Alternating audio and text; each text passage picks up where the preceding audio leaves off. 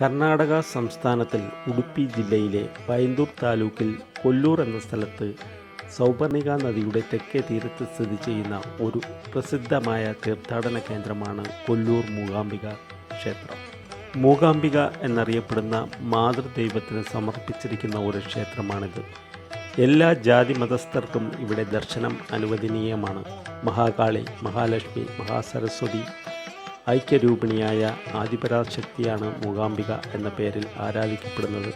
ഈ മഹാക്ഷേത്രത്തിന് നൂറ്റാണ്ടുകളുടെ പഴക്കമുണ്ട്. ഭഗവതി സാന്നിധ്യം കൊണ്ട് 108 ദുർഗാലയങ്ങളിലും ശിവസാന്നിധ്യം കൊണ്ട് 108 ശിവാലയങ്ങളിലും ഉൾപ്പെടുന്ന ഒരു ക്ഷേത്രമാണിത്. നിത്യേന 5 പൂജകളും 3 ശിവേലികളുമുള്ള മഹാക്ഷേത്രമാണ് കൊല്ലൂർ മൂകാംബിക ക്ഷേത്രം. 5 മണിക്ക് നിർമ്മാല്യ ദർശനമാണ് ആദ്യത്തെ ചടങ്ങ്.